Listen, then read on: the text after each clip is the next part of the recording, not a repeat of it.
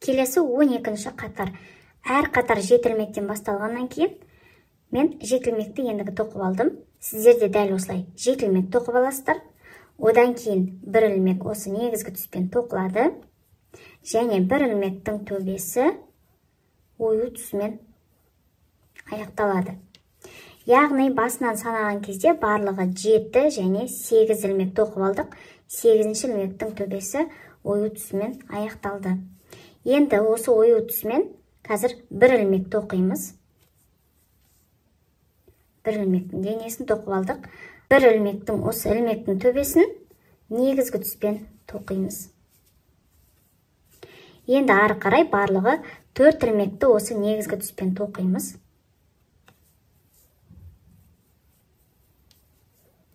1 және ою түсін жасыруды ұмытпаймыз. 2 бос тоқимыз және артық жіп іліп алмай. 3 және 4-ші ілмек. 4-ші ілмектің төбесі ою түсімен тоқылады. Және осылай тоқымамызды жинап жөндеп аламыз. Келесі 3 ілмек осы ою түсімен тоқылады. Және негізгі түсті жасырып отырамыз. 1 2 және 3-ші ілмек. 3-ші ілмектің төбесі негізгі түспен тоқылады. Келесі 3 ілмек осы негізгі түспен тоқылады. Ою түсін жасырамыз. 1 бостау тоқимыз. 2 және 3-ші ілмектің төбесі ою түсімен тоқимыз. Келесі 2 ілмек осы ою түсімен тоқылады. 1 және 2-ші ілмек төбесі негізгі түспен тоқылады. Және жөндейміз. Енді мына әдістерді қайталаймыз. 3, 3, 4, 1 деп. Тоқу барысында сіздерге ыңғайлы болу үшін осы ортадағы ілмекке қарап алсаңыздар болады. Ортаға дейін тоқып алдыңыздар. Бұдан ары қарай мыналарды қайталай бересіздер. Демек, қазір негізгі түспен 3 ілмек тоқылады. 1 ою түсін жасырамыз. 2 және әдеттегідей соңғы ілмек бізде кезекті түспен тоқылады төбесі. Яғни 3-ші ілмектің төбесін оюмен тоқимыз, ою түсімен. Келесі қараймыз, бізде 3 ілмек тоқылады ою түсімен. 1 2 және 3-ші ілмек төбесі негізгі түспен тоқылады. Қараймыз, 4 ілмек кезекте бізде. Және ою түсін жасырамыз. 1 2 3 және 4-ші ілмектің төбесі ою түсімен аяқталады. Және соңында бізде ою түсімен 1 ілмек тоқылады. Және ол 1 ілмектің төбесі негізгі түспен аяқталады.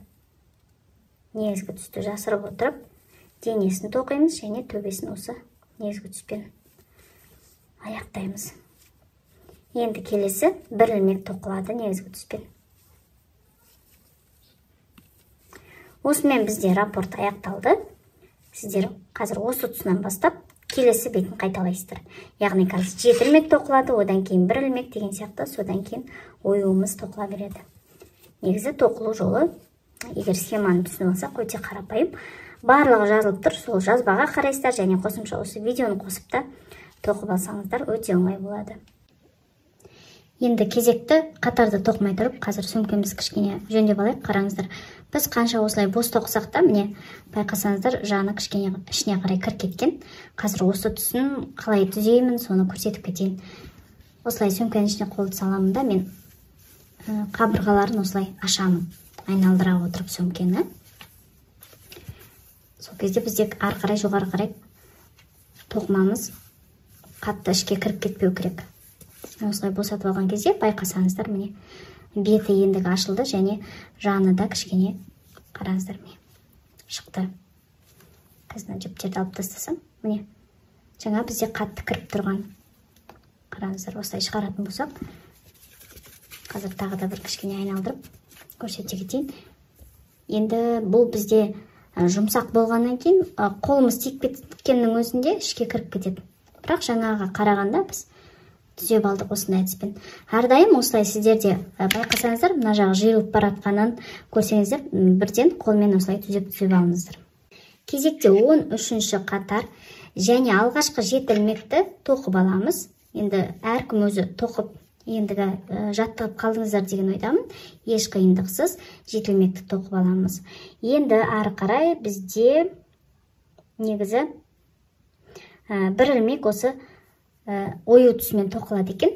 Демек біз 7-ші ілмектің төбесін ою түсімен аяқтаймыз.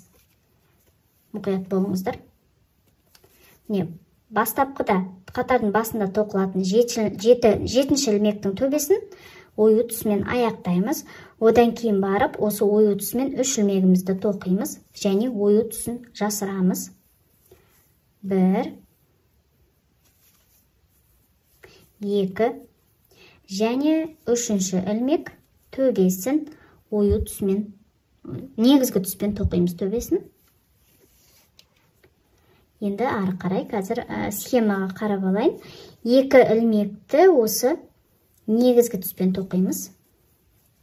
1 және 2-ші ілмек төбесі ою түсімен аяқталады.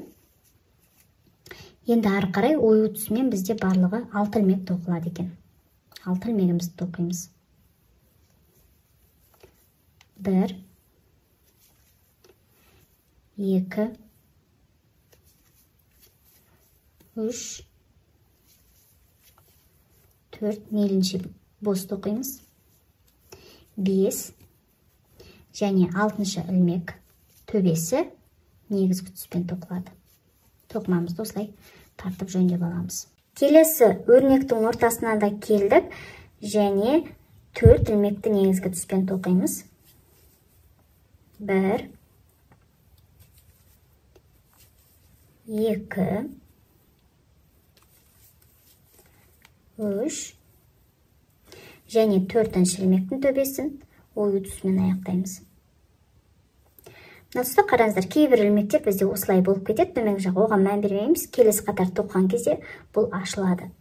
Міне ортаңғы ілмегімізді де тоқыдық. Енді келесі мына бетіне қарап отырып тоқып шығамыз. Демек, келесі ою түсімен 6 ілмекті тоқимыз.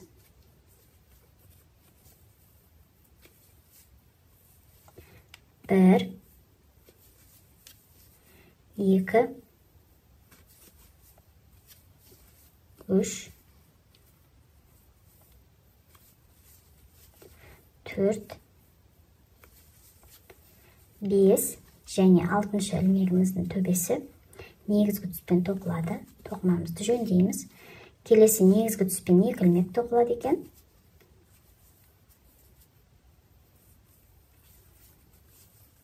Бос тоқимыз. 1 және 2-ші ілмек төбесі ою түсімен тоқылады. Келесі 3 ілмекті осы ою түсімен тоқимыз. 1, 2 және 3-ші ілмектің төбесі негізгі түспен тоқылады. Осымен оюдың рапорты аяқталды. Енді келесі бетін мына тұстағы видео арқылы тоқып аламыз. Яғни келесі 2-ші бетін жаңағы белгіден бастап.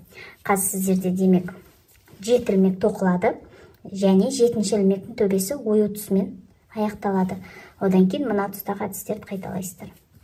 Қатарды аяқтадық және қараңыздар, соңғы 3 ілмекпен ою түсімен аяқталады. Міне белгіні қарайтын болсаңыздар, белгіні осылай жылжытатын болсақ, қараңыздар, соңғы 3 ілмегіміз осы ою түсімен аяқталады. Келесі 13-ші қатарда сол әдеттегідей 7 ілмек тоқылады, бірақ 7-ші ілмектің төбесін ою түсімен аяқтаймыз. Бірге тоқиық. 13-ші қатар. 1, тоқыманы бос тоқимыз. 2, 3, 4, 5, 6 және 7 ілмек төбесі. Қараңыздар, бізде 7 ілмекті көтерген кезде ортасы осылай кішкене тесік ашық болып қалады. Біз оны қараңыздар, ішіндегі жіпті көтеріп астынан іліп алсақ болады. Ортасынан кіргіземіз және ортасындағы осы жасырылып кеткен жіптердің біреуінің үстіне қарай көтеріп, осындай әдіспен кішкене осы аралықты кішірейтіп алсақ болады. Енді 7 ілмектің төбесін ою түсімен аяқтаймыз. Енді ары қарай бізде барлығы 12 ілмек осы ою түсімен тоқылады. Боз тоқимыз және негізгі түсті жасырып отырамыз. Барлығы 12 ілмек. 1, 2, 3, 4, 5 және 6 ілмек. Кішкене тоқымамызды жөндейміз. Ары қарай 12 ілмекке дейін тоқып алайық өз бетімізше, және 12 ілмектің төбесі осы негізгі түспен тоқылады. Міне 10 ілмекті де тоқыдым. 11 ілмек бізде және тағы да осылай қараңыздар, қатты тесік болып қалады екен. Мына тұста астындағы осы, егер көрініп тұр, қарайтын болсақ, астындағы мына ілмектің төбесінен салып отырып, бірден осылай тоқып кетсек болады. Міне осындай көріністе. 11 ілмек және келесі 12 ілмек және 12 ілмектің төбесін негізгі түспен тоқимыз. Енді осы негізгі түспен 2 ілмек тоқылады. 1 және 2 ілмек. 2 ілмектің төбесін ою түсімен аяқтаймыз. Ортасын тоқып алдық, демек ою түсімен ары қарай 12 ілмек тоқылады бізде. 1, 2, 3, 4, 5 тоқымамыз жөндейміз. Және ары қарай өз бетімізше 12 ілмекті оңай тоқып аламыз деген ойдамын. 12 ілмекке де келдім. 12 ілмектің төбесін негізгі түспен тоқып аламыз. Енді арғы бетінде де осы әдістер қайталанады. Келесі 15-ші қатарда дәл жаңағы 14-ші қатардағы әдістерді қайталаймыз. Яғни бізде 14-ші және 15-ші қатар бірдей тоқылады. Осы схеманы қалдырып кетемін, сол бойынша тоқып алыңыздар. Міне 14-ші және 15-ші қатарды тоқып алдық, бірдей тоқылды, және келесі кезекте бізде 16-ші қатар. 7 ілмекпен басталады және 7-ші ілмектің төбесі ою түсімен тоқылады. 1, 2, 3, 4, 5, 6 және 7-ші ілмектің төбесі ою түсімен тоқылады. Енді біз қазір дәл осы оюдың ортасына келдік. Жоғары қарай, демек, мына әдістерді қайталаймыз. Осы бөлігін тоқимыз. Сол кезде төбесі бізде осылай қарап тұрады. Қазір тоқылған кезде түсінесіздер. Демек, қазір 12-ші қатардағы әдістерді қайталаймын мен.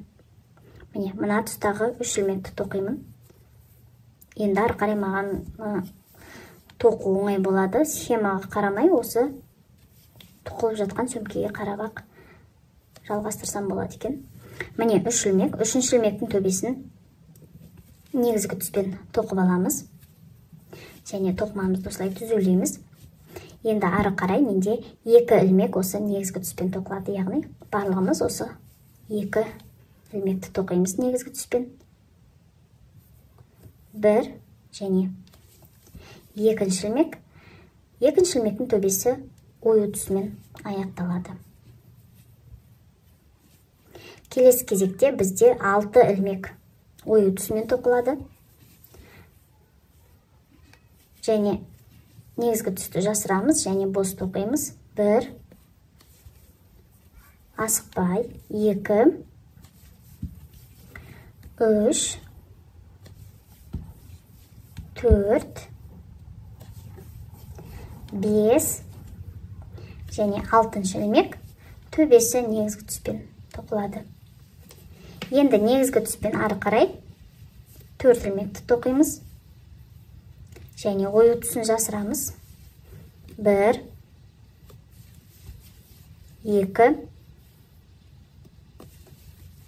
3 мына тұста менде қараңыздар екінші ілмек қисық кетіп қапты, қазір түзеп алайын. Дәл ортасынан шығуын қадағалайын. 2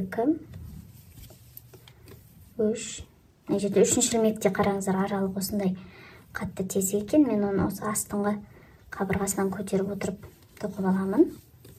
3 сіздер де солай қарап отырып мүмкіндігінше кішкене тығыздау болуын тоқып аласыздар. 4 ілмек және 4 ілмектің төбесі ою түсімен тоқылады. Енді ары қарай әдістер қайталанады.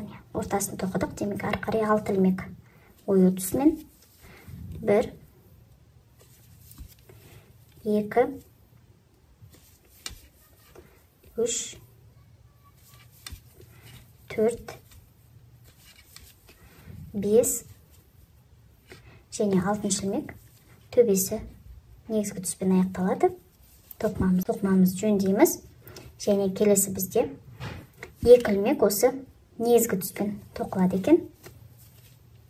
2 ілмегіміз тоқып аламыз. 1 және 2 ілмек. Және 2 ілмектің төбесі ою түсімен аяқталады. Келесі 3 ілмек ою түсімен тоқылады. Негізгі түсті жасырамыз. 1 2 және 3 ілмек. 3 ілмектің төбесі негізгі түспен тоқылады. Енді осы әдістерді келесі бетінде де қайталаймыз.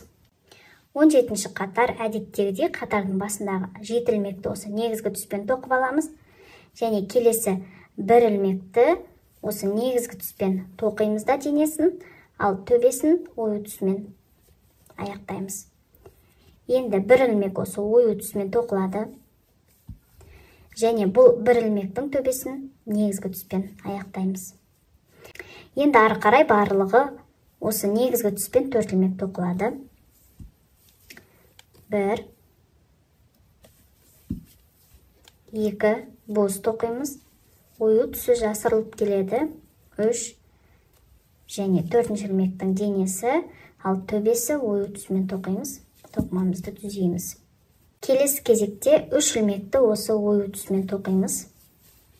1 2 және 3 ілмектің төбесі негізгі түспен тоқылады. Енді ары қарай 2 ілмек бізде осы негізгі түспен тоқылады екен.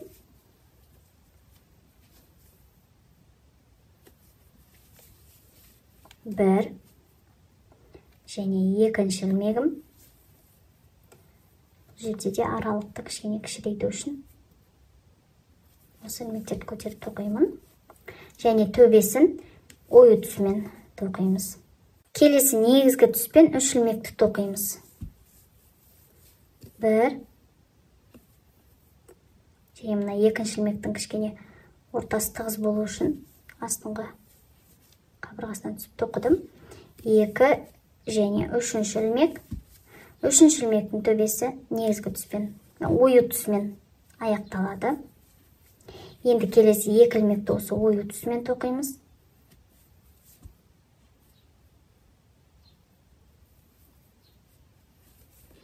1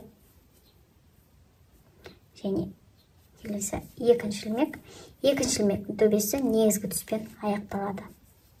Ортасына да келдік. Енді ары қарай қайталаймыз мына бөліктерді. Демек 3 ілмек негізгі түспен. Егер қараңыздар, ілмегім созылады екен, сол себепті астындағы ілмектің төбесін көтеріп тоқимын. 1 2 және 3 ілмек төбесі ою түсімен тоқылады. Және келесі 3 ілмек осы ою түсімен тоқылады. Негізгі түсті жасырамыз. 1 2 және үшінші ілмектің төбесі ою түсімен тоқылады. Және келесі 4 ілмекті осы негізгі түспен тоқимыз. Міне 3 ілмекті ою түсімен тоқып алдық. Келесі бізде 4 ілмек осы ою түсімен тоқылады екен. 1, 2, 3 және 4-ші ілмек. 4-ші ілмектің төбесі ою түсімен тоқылады. Және ою түсімен 1 ілмек тоқимыз.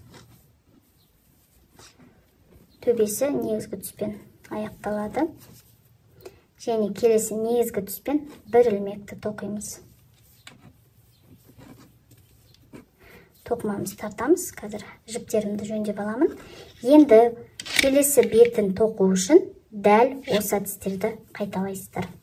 Келесі 18-ші қатар және қатар басындағы 7 ілмекті негізгі түспен тоқып аламыз. Енді ары қарай 3 ілмек тоқимыз қосымша. Ою тоқу үшін 1, 2 және 3-ші ілмектің төбесі ою түсімен тоқылады. Тоқымамызды және түзейміз. Енді 1 ілмекті осы ою түсімен тоқимыз. Және бұл 1 ілмектің төбесі негізгі түспен аяқталады. Келесі 2 ілмек осы негізгі түспен тоқылады. 1, бос тоқуға тырысамыз. Және мына тұста мен кішкене тығыз болу үшін осындай әдіспен тоқып аламын. 2-ші ілмектің төбесі ою түсімен тоқылады. Келесі бізде 3 ілмек ою түсімен тоқимыз. 1, 2 және 3-ші ілмектің төбесі негізгі түспен аяқталады. Тоқымамызды жөндейміз. Енді ары қарай бізде 2 ілмегіміз негізгі түспен тоқылады. 1 және 2 ілмек, 2-ші ілмектің төбесін ою түсімен тоқимыз. Енді ортасына да келдік. Ортасында 4 ілмек ою түсімен тоқылады. 1, 2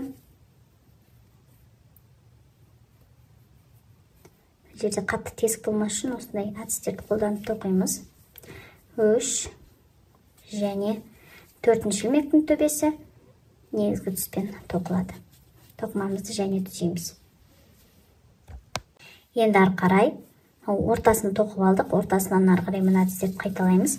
Демек, негізгі түспен 2 ілмек тоқылады бізде. 1 және 2-ші ілмектің төбесі ою түсімен тоқылады. Және жөндейміз. Енді қараймыз 3 ілмек. 1,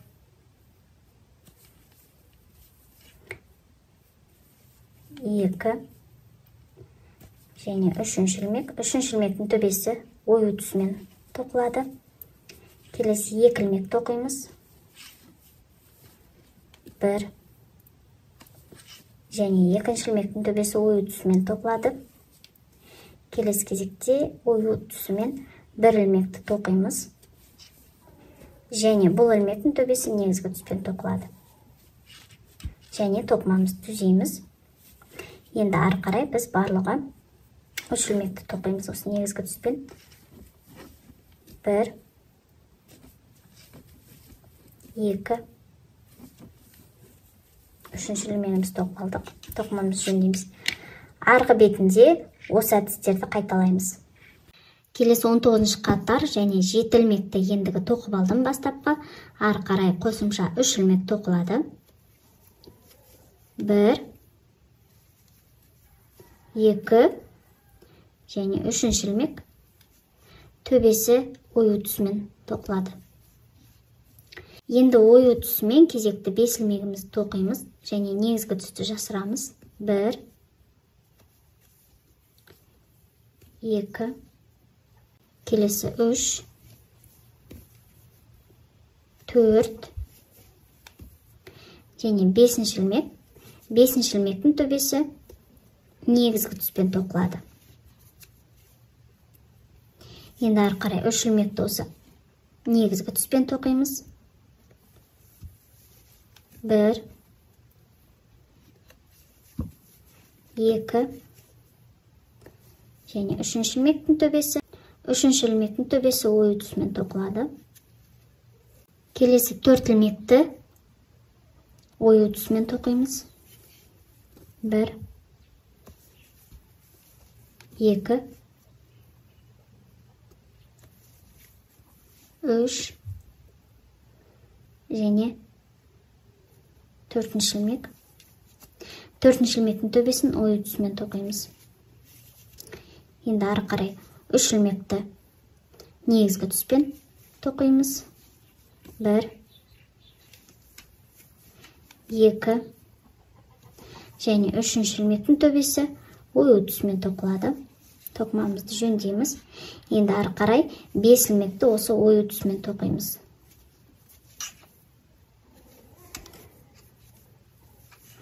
1 2 3 4 және 5-ші ілмектің төбесін негізгі түспен тоқимыз. Келесі негізгі түспен 3 ілмекті тоқимыз. 1 2 және 3-ші ілмегіміз.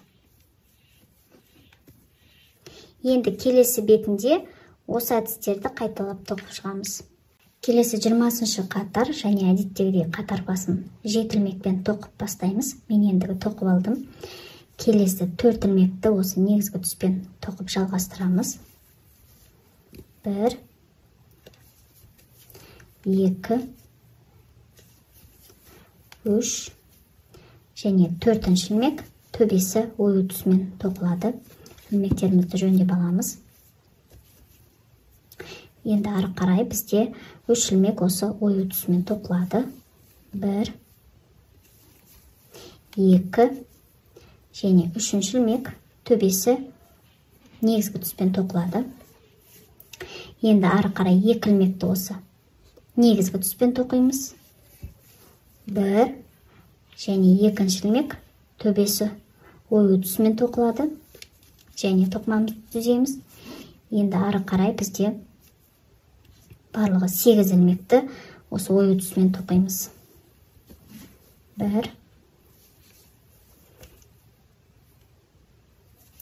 2 3 4 және жалғастырып 8 ілмекке дейін тоқып аламыз. 8-ші ілмектің төбесі негізгі түспен аяқталады. Келесі 8-ші ілмекке де келдім. Және төбесін негізгі түспен тоқып аламын. Және тоқымамды түзеп аламыз. Енді келесі ортасындағы 8 ілмек тоқылды. Демек осы 2 ілмекті негізгі түспен тоқимын. 1 және 2-ші ілмек төбесі ою түсімен тоқылады.